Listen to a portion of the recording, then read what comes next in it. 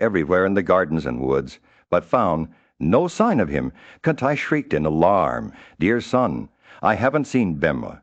He didn't come to me. Return quickly, and search for him with your brothers." As Yudhishthira rushed back to his brothers, he summoned Vidura. "The wise counselor Vimisna is missing," Kuntai exclaimed, her heart racing with fear. "Duryodhana covets the throne openly, and I fear he may have slain my darling in a fit of anger." Vidura reassured her. "Blessed dame, say not so. Protect your other sons with care. If Duryodhana be accused, he may slay them all." But little did they know that Bema was actually enjoying the hospitality of the Negas, who had discovered him in their underworld realm. The mighty warrior awoke on the 8th day, feeling invigorated by the nectar he had consumed. The Negas cheered and consoled him, saying, "Thou shalt have the strength of 10,000 elephants. No one will be able to vanquish thee in battle." Bema bathed in the holy waters, donned celestial ornaments, and received the blessings of the snakes as he emerged from the underworld. Bema ran with speed to his mother's side. The family was overjoyed at their reunion, embracing each other with affection. Yudhishthira cautioned his brothers to keep the incident a secret, saying, "From this day protect ye all one another with care." And so they became vigilant, watching over each other with newfound awareness. But Duryodhana's schemes continued unabated. He again poisoned Bema's food, but Yuyotsu, the son of Dhritarashtra, informed the Pandavas, who digested the poison without harm. The wicked Kauravas concocted numerous other plans to destroy the Pandavas, but Vidura's wise counsel and the Pandavas' vigilance foiled each attempt. As the days passed, King Dhritarashtra, observing his sons growing idle and naughty, appointed in the ancient land of Bharata, where the mighty rivers flowed and the mountains towered high, there lived a great sage named Gautama. He was a master of the science of arms, and his son Saradwat was born with arrows in hand. From a young age, Saradwat showed a prodigious talent for the study of weapons, but little interest in other sciences. Gautama's asceticism had caught the attention of Indra himself, who summoned a celestial damsel named Janapada to disturb Gautama's austerities. She arrived at the hermitage and tempted Saradwat with her beauty, but he was able to resist her charms. Thanks to his strong willpower, however, the suddenness of his emotional agitation caused an unconscious emission of his vital fluid. The vital fluid fell upon a clump of heath, where it divided into two parts, giving rise to twin children. The soldier in attendance on King Santanu stumbled upon the twins and their abandoned bow and arrows, believing they might be the offspring of a Brahmana proficient in arms. He took them to the king, moved by pity. King Santanu adopted the twins and brought them up in his palace. He named them Kripa and Kripite after the fact that he had brought them up out of compassion. The son of Gautama, however, continued his studies in earnest. Eventually, learning that his children were being raised by the king, determined to teach his son the science of arms, he went to King Santanu and requested permission to educate Kripa. He then taught him the 4 branches of the science of arms, as well as various other branches of knowledge. Under Drana's guidance, Kripa became an accomplished professor in a short 2 years for Drona himself. He was born from the vital fluid of Bharadwaja, a great sage who had been observing rigid vows at the source of the Ganga. One day, while performing ablutions with many other rishis, Bharadwaja saw Gritachai and Apsara and was smitten with desire. His vital fluid was collected in the vessel called a Drona, from which Drona sprang. Drona studied all the Vedas and their branches under his father's guidance. He later communicated the knowledge of the Agnya, or whip, unto his son Aswathaman. Aswathaman was born with a remarkable cry that sounded like the neighing of the celestial steed. Bharadwaja had also befriended King Prishada, who had a son named Drupada.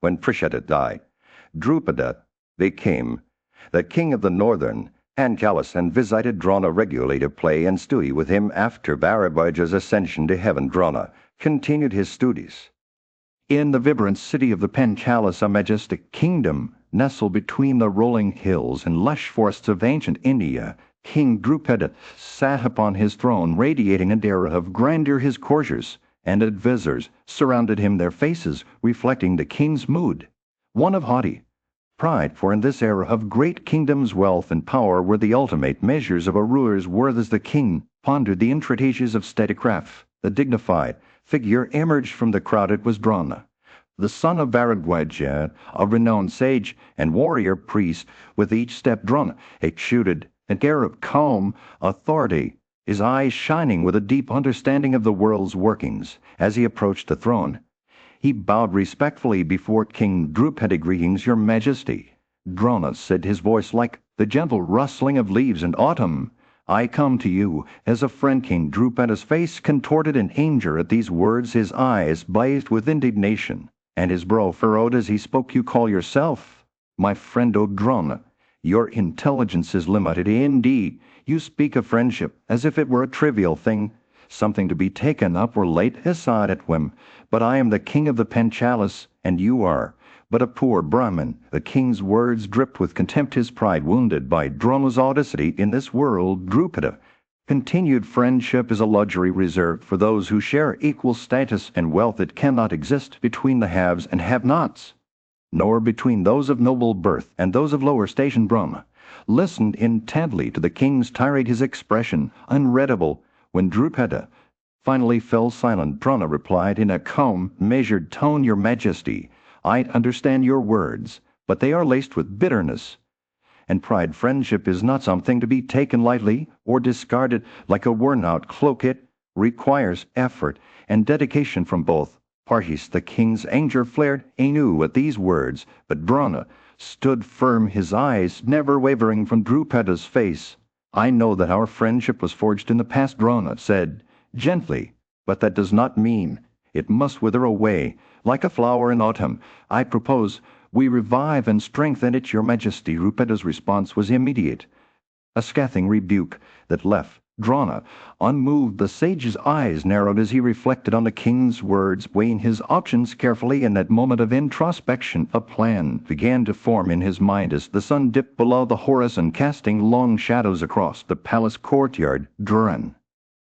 In the bustling city of Hastinapur, a young prince named Drona, son of Bharadwaja, lived in secret with his host Kripa. His mighty son Aswathaman would occasionally teach the sons of Kantai how to use arms, but their prowess remained unknown to Olonde as the princes played and roamed about outside the city. They lost a ball into a well, frustrated and embarrassed. They couldn't figure out how to retrieve it. That's when they spotted an elderly Brahmana, Drona, in disguise, sanctified by his daily Agnihotra rituals. The princes approached him, desperate for help. Drona, seeing their desperation, smiled and offered a solution. He would bring up the ball and even a ring he threw into the well if they promised to feed him dinner that day. Yudhishthira, son of Kantai, agreed to Drona's terms, but asked for his permission. First, Drona took off his ring and threw it into the well, then used a handful of long grass infused with mantras to bring up the ball. The princes were amazed by his extraordinary skill and begged him to retrieve the ring as well. With another arrow, Drona pierced the ring and brought it up, handing it over to the astonished princess. The princes, awestruck by Drona's prowess, asked who he was and what they could do for him. Drona replied that they should tell Bhishma about his likeness and skill, as Bhishma would recognize him. The princes went to Bhishma, described Drona's feat, and Bhishma immediately understood that the Brahmana was none other than Drona. Bhishma welcomed Drona respectfully, bringing him over to the place where he met with the princes again. Drona explained how he had lived in the asylum of Agnavza, seeking his preceptor's weapons and learning the science of arms. He befriended Drupeda, the prince of Panchala, who promised that when he became king, the kingdom would be Drona's. Years later, Drona married Kripakarya's daughter Kripai, who gave birth to a son named Aswathaman. However, when Aswathaman cried for milk, seeing rich men's sons drink it, Drona was beside himself with worry and pride. He attempted to obtain a milk cow from those who had many, but failed. Upon returning unsuccessful, some of his son's playmates gave him water mixed with powdered rice, which Aswathaman mistook for milk, causing the child to dance in joy. Seeing this, Drona was deeply moved and realized that he should not strive for wealth at any cost. He resolved to live without being anyone's servant, determined to provide. In the sacred land of Bharata, where the mighty rivers Ganges and Yamuna flow, the legendary teacher Drona settled among the Kuras to impart his wisdom on the art of warfare. The great warrior Bhishma, with his grandsons, the Kurava princes, presented them to Drona as his pupils, along with many valuable gifts. Moved by their devotion, Drona accepted the Pandavas and Dhritarashtra's sons as his students. As they began their training, Drona made a promise to his pupils that when they became skilled in arms, they would fulfill a particular purpose he had in mind. The Kuru princes remained silent, but Arjuna, with unshakable resolve, vowed to accomplish it. Overjoyed by Arjuna's dedication, Drona clasped him to his bosom, and shed tears of happiness under Drono's guidance. The Pandavas learned various celestial and human weapons, surpassing their fellow pupils in skill and prowess. Among them was Karna, the son of Radha from the Sudha caste, who often defied Arjuna out of jealousy, supported by Duryodhana. However, Arjuna remained steadfast, devoted to his preceptor and the science of arms. Drona noticed that despite receiving identical instruction, Arjuna excelled in lightness and skill, becoming the foremost among his peers. Moved by Arjuna's exceptional dedication, Drona proclaimed that there would be no archer equal to him in this world. As the training progressed, Drona taught Arjuna various combat techniques on horseback, elephants, chariots, and foot soldiers. He also instructed him in fighting with the massed sword, lance, spear, and dart, as well as using multiple weapons. Simultaneously, kings and princes from far and wide flocked to Drona's tutelage. Eager to learn the art of warfare, among these students was Ekalavya, the son of Hiranyadanas, king of the Nishadas. Drona, aware of the strict rules of morality, refused to accept Ekalavya as his pupil in archery, fearing the initiative might surpass his high-born pupils. Undeterred, Ekalavya created a clay image of Drona and worshipped it with unwavering dedication, practicing his archery skills before the idol one day. While the Pandavas were on a hunting excursion in the woods, they encountered Ekalavya, whose exceptional skill with arrows left them awestruck. They sought to discover the identity of this mysterious archer and eventually found him, ceaselessly discharging arrows from his bow. Recognizing Ekalavya as Drona's pupil, they returned to inform their preceptor Arjuna. Feeling uneasy about being surpassed by Nishada, Prince approached Drona privately. In the midst of their training, Drona, the wise and revered guru, had been testing his pupil's skills in archery. Each one had failed to hit the mark, but Drona's eyes sparkled with amusement as he approached Arjuna. The young prince from the Pandava clan, by thee the aim must be shot, Drona said with a gentle smile. Turn the eyes to it and let fly the arrow when I give the order. Arjuna stood tall, his bow bent, focusing intently on the bird perched on the trees. Instructed, Drona asked Arjuna if he saw the bird, the tree, and himself. But Arjuna's response was peculiar. He saw only the bird, not the surrounding objects. Drona's eyes lit up with delight at this answer, for it revealed a unique aspect of Arjuna's perception. If thus seest the vulture, Drona said, then describe it to me. Arjuna replied that he saw only the head of the vulture, not its body. At these words, Drona's hair stood on end with pleasure. With a nod, Drona gave the order, shoot, and in an instant Arjuna let fly his arrow, striking off the bird's head and bringing it crashing down to the ground. No sooner had the deed been done than Drona clasped Arjuna to his bosom, overjoyed by his pupil's skill. In that moment, he imagined that Drupada, their rival king, had already been vanquished in battle. As Drona and his pupils went to bed in the sacred Ganga river, a formidable alligator emerged from the depths of the water. Set by the very hand of death itself, the beast seized Drona's thigh, but he asked his pupil for help, saying, "Oh, kill this monster and rescue me." But it was not one of the other pupils who came to his aid. Arjuna, ever ready, struck the alligator with 5 sharp arrows, cutting it into pieces. The beast released Drona's thigh and gave up its life. Beholding Arjuna's bravery, Drona considered him the foremost of all his pupils, and his heart swelled with pride. He approached Arjuna, who stood tall, his bow still in hand, and said, "Accept, O thou of mighty arms, this superior and irresistible weapon called Brahmasira, with its methods of hurling and recalling it." Drona warned him that the weapon was too powerful for human foes, lest it burn the entire universe. But against non-human enemies, Arjuna might employ it to bring about their destruction. With joined hands, Arjuna received the great weapon, pledging himself to use it wisely.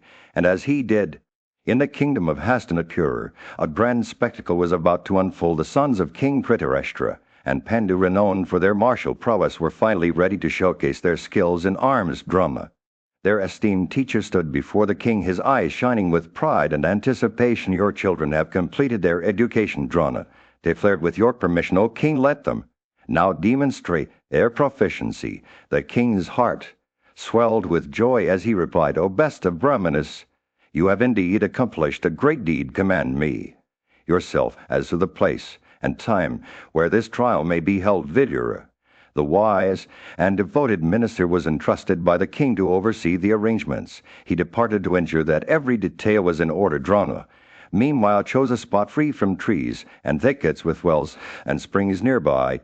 He then selected an auspicious lunar day when the star ascendant was favorable, and offered sacrifices to the gods in the presence of the assembled citizens as the day of the tournament approached the kingdom. Buzzed with excitement, the artificers of the king built a magnificent stage adorned with pure gold, strings of pearls, and lapis lazuli stones. The separate, elegant hall was constructed for the lady spectators, while the wealthier citizens pitched spacious tents. All around on the day of the tournament, King Dhritarashtra, accompanied by his ministers, Bhishma, Kripa, and Vidur, arrived at the magnificent theatre. The ladies of the royal household, including Gandhari Kantai, and their attendants ascended the platforms resplendent in their finery. The four orders, Brahmanas, Kshatriyas, Vaishyas, and Shudras, converged on the site, eager to witness. The Princess Proasas Drona, dressed in white attire, entered the lists, with his son by his side. It seemed as if the moon himself had descended from the heavens accompanied by Mars. The air was filled with the sweet sounds of musical instruments and the rustling of leaves as Brahmanas performed auspicious rites. The princes, equipped with bows, arrows, and gauntlets, emerged on horseback, their eyes fixed on the targets with Yudhishthira. At their lead, the Vadian princes began to display their skill with their weapons. Some spectators lowered their heads in awe, while others gazed fearlessly, their faces filled with wonder. The princes rode swiftly on horses, managing them with ease as they hit marks engraved with their names. As the tournament reached its climax, Frekadura and Sayadhana, armed with masses, entered the arena like two single-peaked mountains. Their roars echoed through the air, reminiscent of infuriated elephants contending for a cow-elephant. The mighty The sun beat down upon the arena as the Kuras and Pandavas gathered to witness a spectacle that would shake the very foundations of their kingdom. The air was electric with anticipation, and the crowd's excitement was palpable as Bhima, the mighty warrior, entered the lists alongside King Duryodhana. They faced off. The spectators' affections were divided between the two combatants. Some cried out in admiration for the heroic king of the Kuras, while others cheered on the formidable Bhima. The cacophony of voices and clashing opinions created a maelstrom that threatened to engulf the assembly. Bharadwaja, the wise sage, intervened at this critical moment, cautioning his son Aswathaman to restrain both warriors, lest their ire provoke the entire assembly into chaos. Aswathaman, with the calm demeanor of a seasoned diplomat, successfully calmed the situation by holding back Bhima and Duryodhana. Just as order was restored, a majestic figure emerged onto the arena. Drona, the preceptor of the princes, entered the yard, commanding the musicians to cease their playing. His deep voice boomed like thunder as he introduced his beloved pupil Arjuna. Behold, he, now that Partha, who is dearer to me than my own son, the master of all arms, the son of Indra himself, and like unto Vishu's Arjuna, stepped into the light, his golden mail glistening in the sun. The crowd erupted into cheers, cants were blown, and musical instruments joined in the cacophony of sound that shook the very foundations of the arena. The air was filled with exuberant cries. This is the gracious son of Kantai. This is the middle Pandava. This is the son of mighty Indra.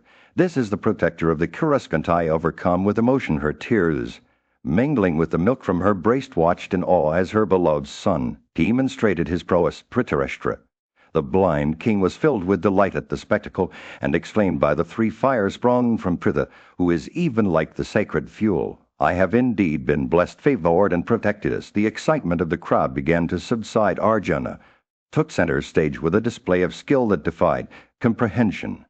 He showcased his mastery over the various weapons at his disposal: fire, water, air, clouds, land, mountains, and even made them disappear with ease. The hero's agility was on full display as he appeared tall and short on the yoke of his chariot, on the chariot itself, and then suddenly on the ground. With each demonstration, the crowd grew more entranced, their cries of admiration echoing through the arena. Arjuna's dexterity with various butts, some tender, some fine, and some. The sun beat down on the sprawling arena, casting a golden glow over the assembled crowd. The air was electric with anticipation as Karna, the mighty warrior, made his grand entrance. His natural armor glistened in the light, and his face shone like polished copper, adorned with gleaming earrings that sparkled like stars. As he strode into the lists, his presence commanded attention. He was a colossus, born of Pritha's maidenhood and a portion of the fiery sun himself. His strength and prowess were akin to those of a lion, a bull, or an elephant leader in splendor. He rivaled the sun in loveliness, the moon, and in energy, fire itself. He was tall as a golden palm tree, with the vigor of youth coursing through his veins. Like a raging river, the crowd held its collective breath, as Karna bowed to Drona and Kripa, his movements fluid and effortless.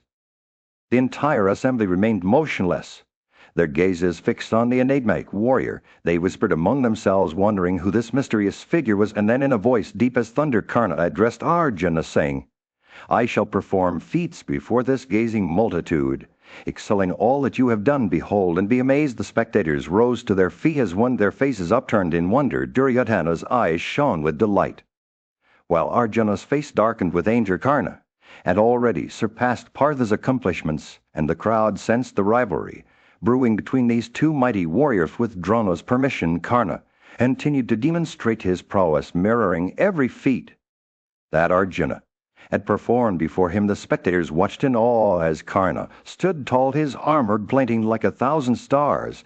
When he finished, Duryodhana and his brothers rushed forward, embracing Karna with joyous.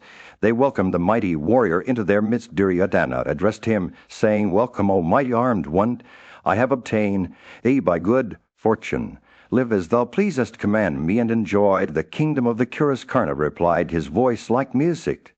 "When thou hast said it, I regard it as already accomplished.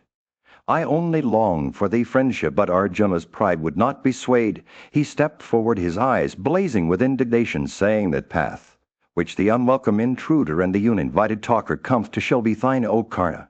Thou shalt be slain by me." Karna retorted, his voice like a challenge, "This arena is mean for all, not for thee alone, O Falguna. The Kshatriya regard might, and might alone. What need of altercation, which is the exercise of the we?" The sun beat down relentlessly upon the arena, casting a golden glow over the gathered crowd. Adhirada, the charioteer, stepped forward, his sheet loosely draped around him as he supported himself with a staff. His eyes locked onto Karna, who stood tall, his head still wet from the coronation ceremony that had crowned him king of Anga. Karna's gaze met Adhirada's, and he bowed his head in filial respect. The charioteer hurriedly covered Karna's feet with the end of his sheet, the gesture of affectionate deference. "My son," Adhirada exclaimed, embracing Karna and showering him with tears, "I am overjoyed to see you take your rightful place as king." But not everyone shared in the charioteer's joy. The Pandava prince sneered at Karna from across the arena. "You're just a charioteer's son," he taunted. "You don't deserve death in battle at the hands of Partha. Go take up the whip and leave the kingdom to those who are worthy." Karna's lips quivered with emotion as he gazed up at the sky, his eyes seeking guidance from the sun. Duryodhana, however, rose to Karna's defense. "Bimbasna, you should not speak such words," he said, his voice rising in indignation. "A Kshatriya's might is what truly matters. Even one born of inferior lineage can be a worthy opponent." He cited examples of great heroes whose lineages were unknown or uncertain, Gyadaswamitra and Drona, to illustrate that birth was not the sole determinant of greatness. The crowd murmured in approval of Duryodhana's words as the sun began to set, casting a warm orange glow over the arena. Duryodhana led Karna out of the lighted space, his hand clasped around Karna's. The Pandavas, accompanied by their teachers and advisors, departed for their homes, some still debating the merits of Arjuna versus Karna's. Night fell, the people dispersed, each with their own opinions on who had emerged victorious that day. But one person watched Karna with a mother's love. Kunti, who recognized her son in the young king despite his unfamiliar face. She was overjoyed to see him installed as ruler of Anga. Karna by his side, Duryodhana banished his fears about Arjuna's prowess. The heroic Karna, accomplished in arms, began to sweet-talk Duryodhana, while Yudhishthira came to believe that there was no warrior on earth like unto Karna, a testament to the young king's growing reputation and influence. The sun was setting over the kingdom of Panchala, casting a golden glow over the bustling streets. King Drupada, the ruler of this land, had been warned of an impending attack by the Kuru army led by the great warrior Drona, the king's brothers, and he gathered around him as they heard the thunderous sound of war drums and a clash of steel on steel. As the Kuru army approached, King Drupada rode out to meet them, his white chariot shining like a beacon in the fading light. He rained down arrows upon the Kurus, But Drana's pupils, led by Duryodhana, Vikarna, and Karna, were undaunted. They pressed forward their bows, singing with every shot. Arjuna, the Pandava prince, watched from a distance. As the battle raged on, he had been waiting for this moment, eager to prove himself against the great warriors of Panchala. As he observed the pride and prowess displayed by Drana's pupils, Arjuna approached his preceptor and said, "We shall exert ourselves after these have displayed their prowess. The king of Panchala can never be taken on the field of battle by any of these." With that, Arjuna surrounded himself with his brothers, Yudhishthira, Dhammadekula, and Sahadeva, and waited outside the city gates. Meanwhile, Drupada poured a fierce shower of arrows upon the cuirass, afflicting them terribly. The Panchala hosts sounded their trumpets and drums, creating a deafening roar that echoed across the land. The battle raged on, with both sides exchanging blows and neither gaining the upper hand. Duryodhana and Vikarna fought valiantly, but Drupada's arrows seemed to come from nowhere, striking them down like thunderbolts. Bhima, ever the fierce warrior, rushed forward with his mass, slaying elephants and horses with ease. As the fight intensified, Arjuna joined the fray, his bow singing with every shot. He was a whirlwind of steel and fire, cutting through the Panchala ranks like a scythe through wheat. The king's general Satyajit charged at him, but Arjuna felled him with 10 swift arrows. The Panchala host was on the brink of collapse when Drupada himself charged forward, his chariot thundering across the battlefield. He rained down arrows upon Arjuna, but the Pandava prince dodged and waved his bow, singing with every shot. The two warriors clashed in a flurry of steel and fire, their bows crashing together as they exchanged blows, and the end it was Arjuna who emerged victorious, his arrows piercing Satyajit's chariot and horses. Drupada's general fell to the ground, defeated. As the years passed since the great calamity had befallen the land of Hastinapura, King Dhritarashtra began to ponder the future of his kingdom. His eldest son, Yudhishthira, was still in his minority, and it was clear that he would one day inherit the throne. Moved by a desire to secure the prosperity of his people, Dhritarashtra decided to install Yudhishthira as the heir apparent, recognizing his exceptional qualities of firmness, fortitude, patience, benevolence, frankness, and unswerving honesty. Yudhishthira's ascension to prominence was swift and effortless. He quickly overshadowed his father's deeds with his good behavior, manners, and unwavering dedication to the welfare of the kingdom. His brothers, too, were not idle during this time. Bhima, the second Pandava, began receiving intense training from Sankarsana in the art of combat, learning to wield sword, mace, and chariot with deadly precision. Meanwhile, Arjuna, the third Pandava, was honing his skills under the tutelage of Drona, one of the greatest warriors of their time. Drona was so impressed by Arjuna's prowess that he declared him unequaled in lightness of hand and general proficiency with all types of arms. As Arjuna's reputation grew, so did his confidence. He became known for his unerring aim, precision, and mastery over a wide range of deadly weapons. And Drona approached Arjuna before the assembled Kaurava princes and spoke in hushed tones. "There was once a disciple of Agastya named Agnavsa. He began, who possessed a powerful celestial weapon known as Brahmasira.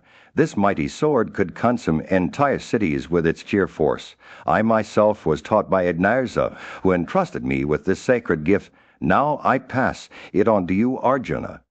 But be warned, never use it against any human being, especially one of poor energy." Arjuna pledged his word to abide by Drona's command and promised to give the preceptorial fee in the presence of their cousins and relatives. As he touched Drona's feet and departed northward, a triumphant shout echoed across the land, proclaiming that there was no bowman like Arjuna. Pandavas continued to grow in strength and prowess, conquering territories beyond their own kingdom. Sahadeva, the fourth brother, studied under Vryaspati, the spiritual chief of the celestials, mastering the science of morality and duties. Nekula, the fifth brother, received training from Drona and emerged as a skilled warrior and great chariot warrior. As the years went by, Arjuna's name became synonymous with bravery and martial prowess. He single in the kingdom of Hastinapura, King Dhritarashtra was consumed by anxiety as he learned that his nephews, the Pandavas, were growing in strength and power. Their exceptional abilities had made them a formidable force on the earth, and Dhritarashtra's jealousy knew no bounds. Summoning his trusted advisor Kanak, The king asked for his counsel on how to deal with the situation. Kanaka, well versed in the art of politics, approached the conversation with caution, knowing that the king's emotions were running high. "Listen to me, O Silas." King Kanaka began, "I shall speak the truth as I see it. Kings must always be prepared to strike when necessary and increase their prowess at all times. They should watch over the weaknesses of their foes and exploit them whenever possible." Kanaka's words were laced with a hint of warning as he continued, "A king who is always ready to strike inspires fear in his enemies. He must carefully conceal his own weaknesses while seeking out those of others. By doing so, he will maintain the upper hand and ensure the security of his kingdom." The king listened intently to his curiosity. Echoed by Kanaka's words, he asked for further clarification on how a foe could be destroyed through conciliation or the expenditure of money. Kanaka smiled knowingly and began to tell an ancient tale from the forest. A wise jackal named Kanka had once lived among four friends: a tiger, a mouse, a wolf, and a mongoose. The group had spotted a strong deer in the woods, but couldn't bring themselves to attack it due to its speed and agility. Kanaka paused for dramatic effect. Before continuing, the clever jackal devised a plan. He told the others that they should let the mouse eat into the deer's feet. While it slept, once the deer was weakened, the tiger could then seize it. As Kanaka spoke, the scene unfolded in vivid detail. The group carried out the jackal's plan with precision, and soon the deer lay motionless on the ground. The jackal, still meditating on his next move, waited for his companions to finish their ablutions before speaking up. "Blessed be you. Go and perform your ablutions. In the meantime, I will look after the deer." As the others departed, the tiger returned, first eager to feast on the carcass, but the jackal, feigning sorrow, claimed that he had single-handedly killed the deer with his might. The tiger, taken in by the jackal's words, boasted of his own strength and vowed to slay creatures in the forest himself. Having been deceived, the tiger left the scene. Unaware of the jackal's true intentions, the mouse arrived at the spot, but upon hearing the mongoose's warning that the carcass was poisoned, he quickly retreated into his hole. In the kingdom of Hastinapur, a dark conspiracy was brewing. King Duryodhana, his brother Dasasana, and their cousin Karna had grown jealous of the Pandavas' increasing popularity among the citizens. They sought to eliminate them once and for all with the tacit approval of their blind father Dhritarashtra. Their wicked plan was to burn the Pandavas alive in a house made of lac, while they were still young and helpless.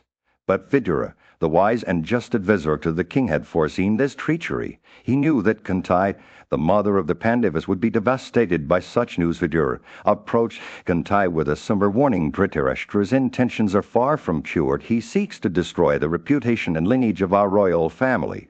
I have prepared a safe escape for you and your children. Take this boat, strong enough to withstand both wind and wave, and flee across the Ganges." Kunti was heartbroken at the thought of leaving behind her home and loved ones, but she knew that Vidura's words were true. With tears in her eyes, she gathered her children, Yudhishthira, Dhamma, Arjuna, Nakula, and Sahadeva, and stepped into the boat with them. As they sailed across the river, the Pandavas left behind the house of lac, where an innocent Nishada woman and her children were tragically burned alive in their own home. The architect, Purakana, who had designed the house of lac, also met his demise in the flames. Meanwhile, back in Hastinapura, the citizens believed that the Pandavas had been killed in the fire.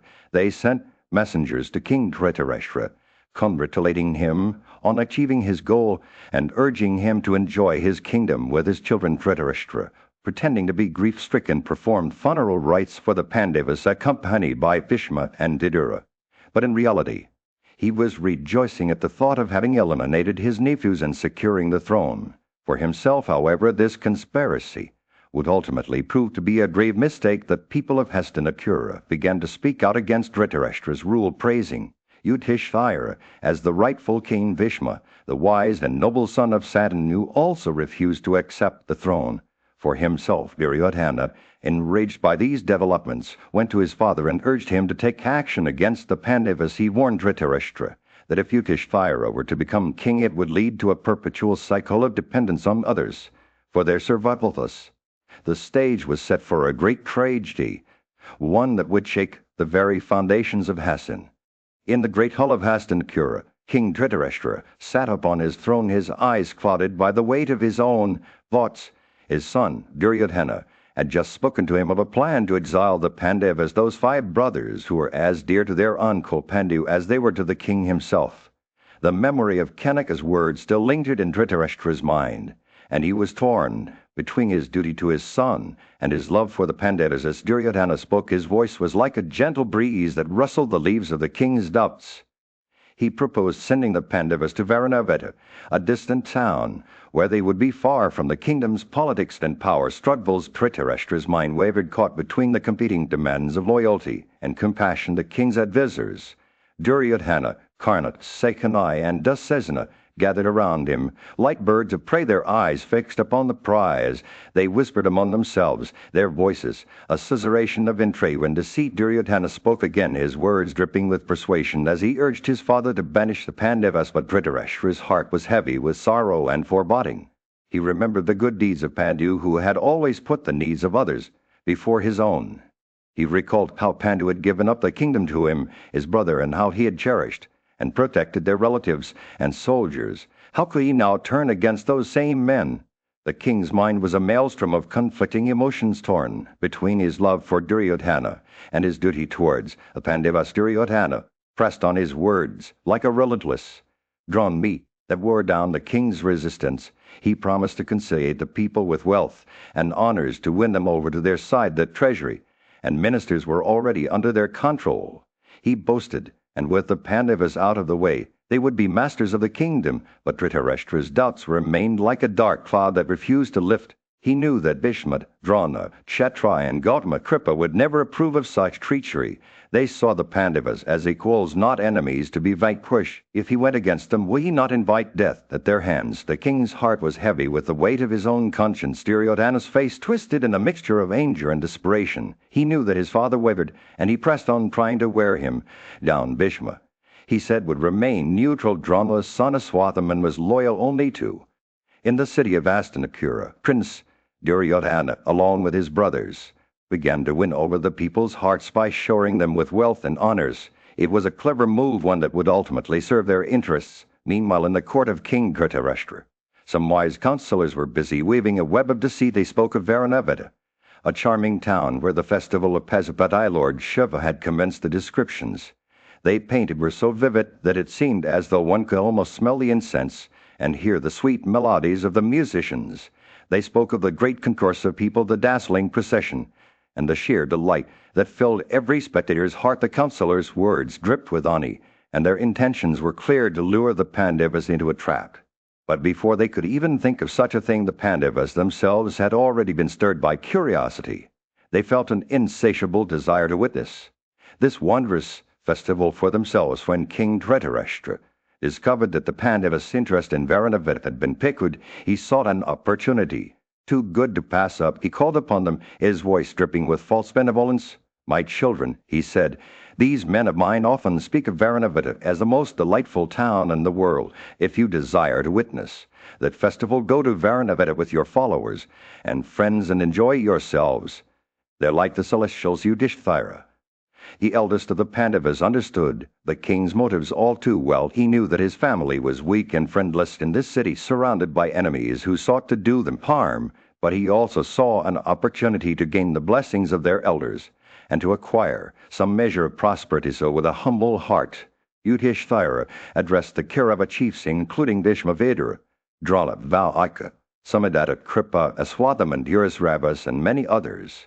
He asked for their blessings, saying, "With our friends and followers, we go to the delightful and populous town of Varanaveta at the command of Dhritarashtra. Cheerfully give us your benedictions, so that acquiring prosperity therewith we may not be touched by." Said the Kaurava chiefs with their own hidden agendas. Cheerfully pronounced blessings upon the Pandavas. "May all the elements bless you along your way," they said, "and may no evil befall you." And thus the Pandavas set out for Varanaveta, unaware of the dangers that lay ahead us.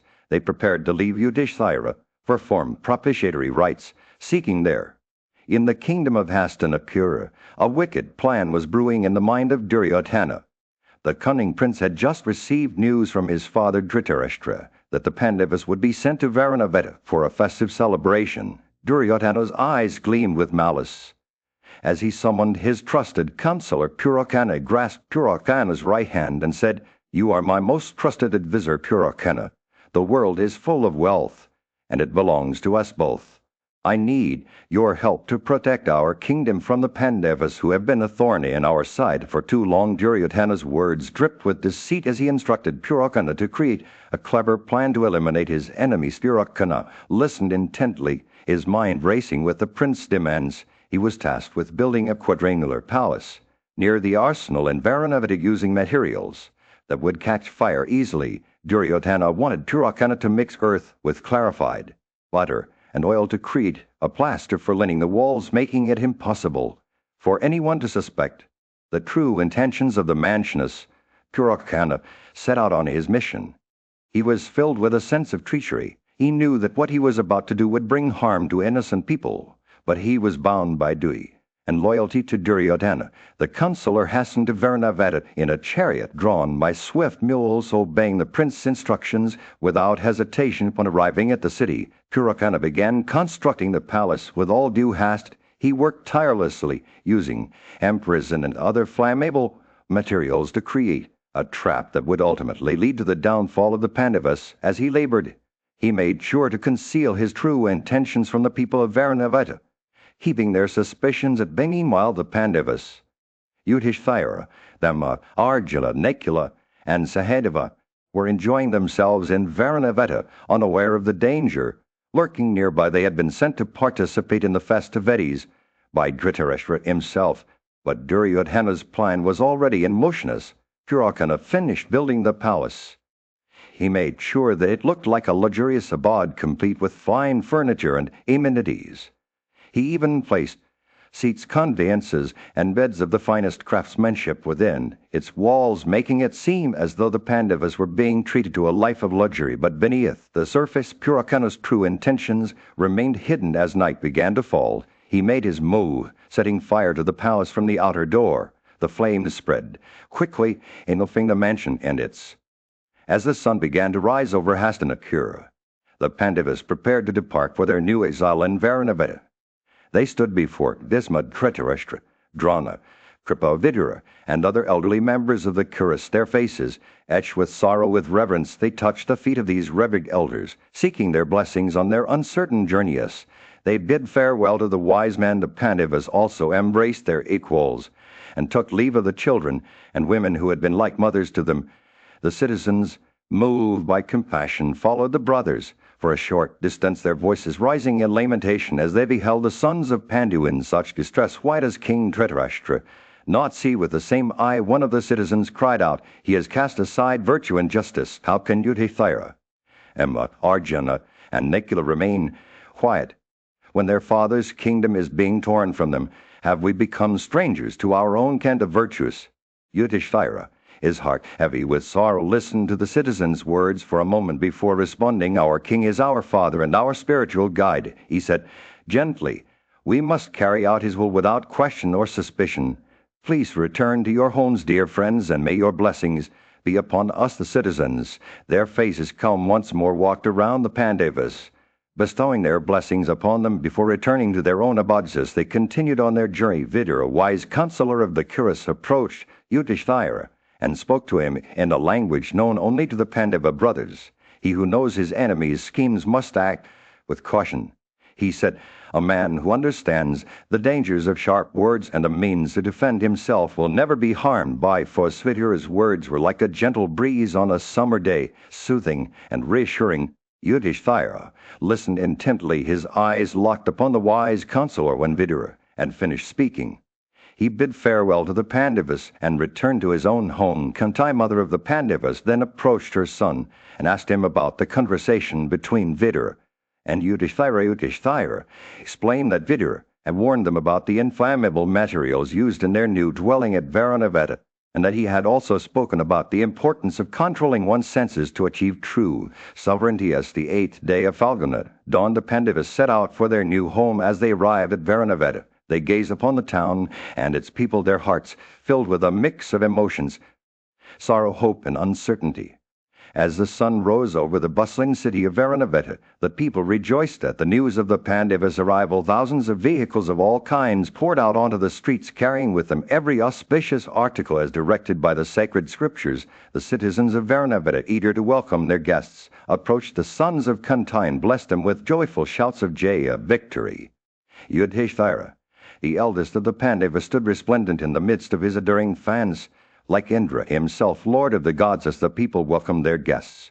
The Pandavas returned their hospitality by visiting the homes of the Brahmins' officials, Sudaspasyas, and even the humblest sitters. Everywhere they went, they were greeted with reverence and admiration. Purakana, the chief minister, led them to a magnificent palace that had been built specifically for their stay for 10 nights. The Pandavas lived in comfort and luxury within the palace walls, surrounded by Purakana's attentive care and the adoration of the Varanavata citizens. But as they settled into their new surroundings, Yudhishthira began to suspect that something was amiss. He noticed a peculiar smell wafting from the palace, like fat mixed with clarified butter and preparations of lactama. Ever vigilant, sensed his brother's unease and asked what troubled him. Yudhishthira revealed his suspicions about the palace being constructed of inflammable materials designed to burn them alive. When they least expected it, the wise Vidura had warned them of this danger beforehand, and now Yudhishthira saw the signs all around them and proposed that they return to their original quarters. But Yudhishthira cautioned against it. Instead, he suggested that they pretend to be unaware of the danger, living in seeming innocence, while secretly seeking a means of escape. He knew that if Purakana suspected their awareness of his treachery, he might act rashly and set fire to the palace. Yudhishthira's words were laced with caution and foresight. He knew that Duryodhana, Purakana's mastermind, would stop at nothing to eliminate them. The Pandavas had no rank, power, or allies. Their enemies held all these advantages.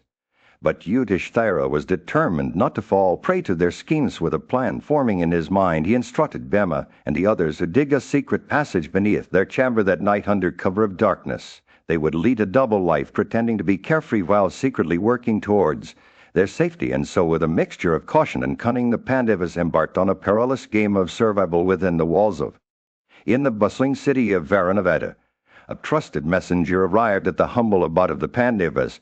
This was no ordinary visitor. He was a skilled miner sent by the wise and compassionate Vidura to aid the 5 brothers in their time of need. The miner approached Yudhishthira, the eldest son of Kunti, with caution and respect.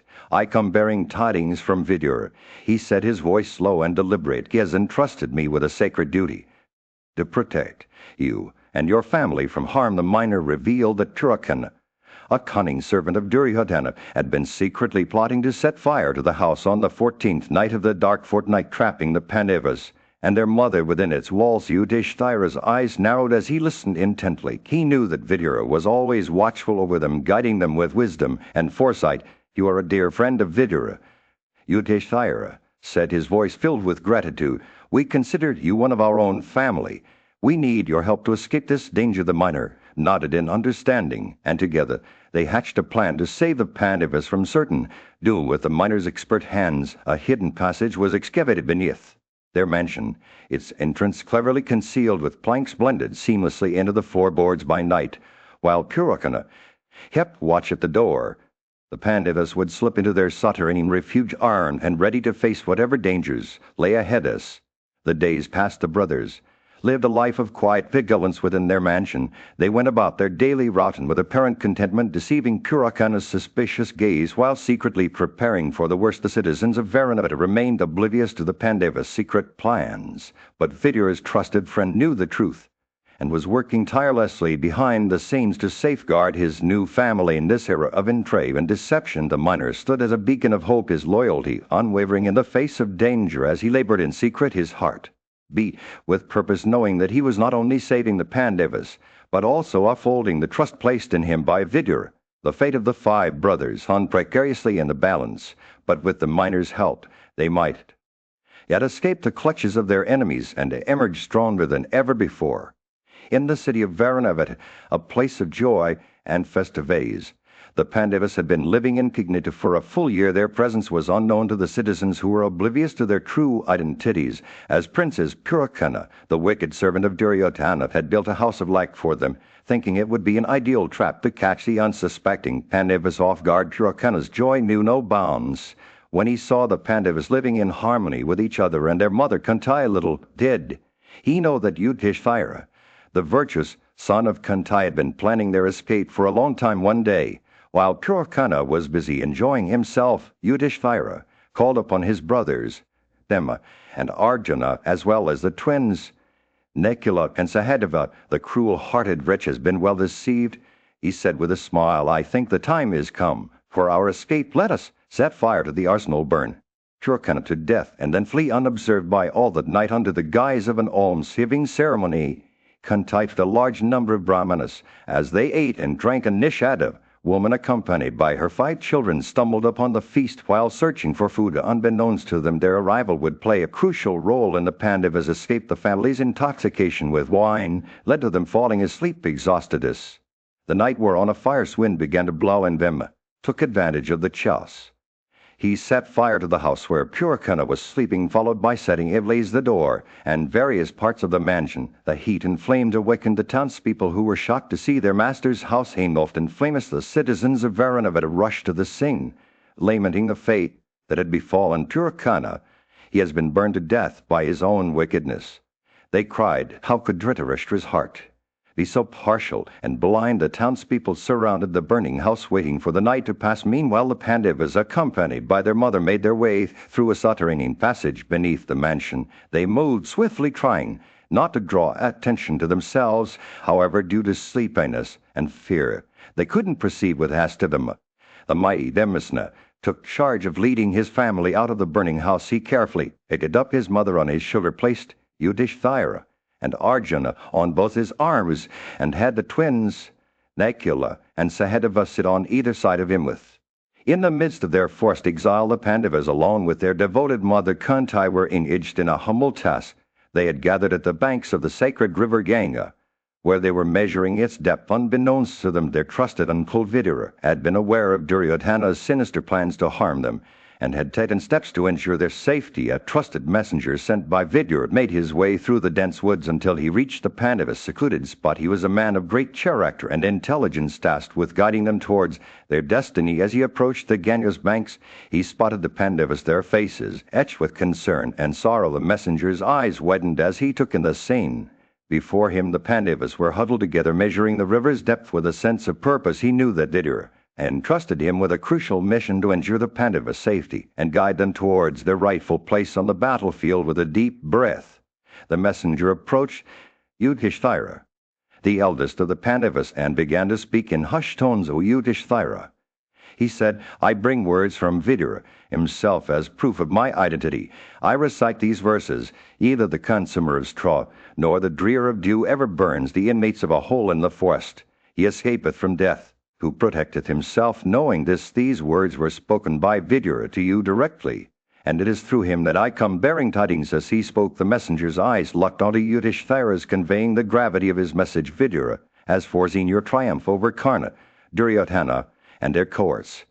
He continued to boast, stands ready on the Ganga's waters, designed to withstand even the fiercest tempests. It will bear you across safely, and Vidura's blessing shall be with you every step of the way." The messenger's words hung in the air like a promise, filling the Pandavas with hope and determination. Kunti, their devoted mother, gazed at her sons with tears in her eyes, knowing that their time on the forest was drawing to a close. With a gentle smile, the messenger guided the Pandavas towards the waiting boat, its engines and flags fluttering in the breeze. As they boarded the vessel, he stood alongside them, his voice filled with reassurance. "Remember, Vidura's love for you is boundless," he said. "He has smote your heads and mentally embraced you. Never be careless as you begin this new chapter." With a final glance at the Pandavas, the messenger took hold of the oars and began to row across. The sun had set over Varanavada, casting a golden glow over the town. But amidst the peaceful evening atmosphere, a sense of dread hung in the air. The townspeople had gathered near the Jatagraya, their faces etched with worry and fear. Vasampayana's voice echoed through the crowd as he recounted the tragic events that had unfolded. The knight wore on the townsfolk, extinguished the flames, and surveyed the damage. The house, built of like materials, had been reduced to ashes and puricana. Duryodhana's trusted counselor lay dead among the rubble. The people wailed in anguish, their cries echoing through the streets. This was no accident. They had lamented Duryodhana as conspired against the Pandavas with Dhritarashtra's knowledge, and blessing the citizens began to search for any sign of the 5 princes. But it soon became clear that they had perished in the inferno. A Nishita woman and her 5 sons who had been living in the Jitagraya were also found dead among the ashes. The townsfolk's grief turned to outrage as they realized the true extent of Duryodhana's treachery. Meanwhile, a miner sent by Vidur and secretly dug up the ashes, hiding any evidence that might have implicated the Kauravas unbeknownst to the crowd. He covered his tracks, leaving behind the trail of deceit and destruction. As news of the Pandavas' death reached Dhritarashtra's palace, the king was overcome with sorrow. He wept uncontrollably, mourning the loss of his brother's sons and their mother, Kunti. Today he lamented the great king Pandu has passed away along with his heroic sons and their devoted mother. Dhritarashtra ordered the citizens to prepare for the funeral rites, calling upon them to perform the usual ceremonies and rituals. As the king's relatives gathered around him, they too were overcome with grief. They offered oblations of water to the Pandavas, invoking their names in a desperate attempt to revive them from the dead of Yudhishthira. Some cried out, "O Bhima, O Nakula, and Sahadeva." The crowd's wails echoed through the palace as they mourned the loss of the Pandavas. But Vidur, though visibly shaken, remained composed. He knew the truth behind the tragedy, and his stoicism was a testament to his wisdom. As the night wore on, the Pandavas, still alive but unaware of their narrow escape, found themselves at the banks of the Ganga River. With the help of boatmen and a favorable wind, they made it across the river, landing on the southern shore. As they walked through the darkness, guided by the stars above, they stumbled upon, as the mighty Bhima tricked through the dense forest, the trees and branches trembled at the force of his steps. His powerful thighs kicked up a whirlwind, sending leaves and debris swirling around him. The path he forged was marked by shattered plants and broken trees, their flowers and fruits crushed beneath his feet. It was as if an enraged elephant, driven by the primal urge to mate, tore through the underbrush with reckless abandon. The Pandavas followed closely behind Bhima, their footsteps quiet as they tried to avoid detection. They frequently crossed rushing streams, disguising themselves in the process to evade the sons of Dhritarashtra. Kunti, their mother, rode on Bhima's back, her delicate sensibilities strained by the hardships they faced. As evening descended upon them, the forest grew darker and more menacing. The cries of birds and beasts echoed through the trees, while the wind picked up, knocking down smaller plants and dry leaves. The Kaurava princes, exhausted and parched, struggled to continue on their journey. They finally collapsed in the clearing, unable to proceed further. Kunti's thirst became unbearable as she gazed at her sons who lay sleeping on the hard earth. "I am burning with thirst," she cried out to them, her words echoing through the forest like a lament. Bhima's heart swelled with compassion for his mother, and he resolved to find water for her. He spotted a beautiful banyan tree in the distance, its branches stretching wide across the clearing, setting down his brothers and mother beneath its shade. Bhima said, "Rest here while I go in search of water. I hear the sweet songs of aquatic birds. There must be a large pool nearby, commanded by his elder brother Yudhishthira." To proceed, Bhima set off towards the sounds he had heard. He soon came upon a serene lake, its waters reflecting the fading light of day. Bhima bathed and quenched his thirst, then hastened back to his family, soaking his upper garments in water for them to drink. As he approached the clearing where they lay sleeping, he was overcome with sorrow at seeing his mother and brothers resting on the bare ground. Bhima's eyes welled up with tears as he gazed upon his family, their usually regal bearing, now humbled by their circumstances. "Of wretch that I am," he sighed, "what more painful sight shall I ever behold than this? My brothers, who once slept on the softest beds in Varanavada, now rest on the hard earth, and my mother, so delicate and tender, sleeps as she should never be. Fatigued and exposed to the elements." Bhima's wrath flared up like a wildfire, his palms clenching into fists as he thought of their enemies, the Kaurava princes who had brought them to this state, those wicked. In the heart of a dense forest, where the sala tree stood tall and proud, a monstrous Rakshasa named Hediva dwelled. His eyes gleamed with an insatiable hunger for human flesh, and his sharp teeth seemed to crave the taste of fresh blood. He had been without sustenance for far too long, and the scent of the Pandavas who lay, sleeping nearby, wafted through the air like a tantalizing siren's call. Hedima's sister, Hedimai, was summoned by her brother to come forth and investigate the source of the enticing aroma. As she approached the spot where the Pandavas rested, she beheld them, the mighty warrior awake and vigilant, while his brothers slumbered peacefully beside their mother. The Rakshasa woman's heart skipped a beat as she gazed upon Bema's resplendent form adorned with the markings of a celestial being. She was immediately smitten by his radiant beauty and felt her own desires stir within us. Hedimbai pondered her feelings. A clever plan formed in her mind. She would not obey her brother's cruel mandate to slay the Pandavas, but instead proposed a union with Bhima, promising him protection from her cannibalistic kin and a life of bliss on the inaccessible mountains, where they could roam free as the wind. Bhima, however, was not one to be swayed by empty promises or the charms of a Rakshasa woman. He replied that he would never abandon his sleeping mother and brothers, nor would he leave them vulnerable to the mercy of Hedimba's hunger. The Rakshasa woman, undeterred, offered to awaken the others and rescue them from her brother's clutches. But Bhima firmly declined, confident in his own prowess against the monstrous Rakshasa.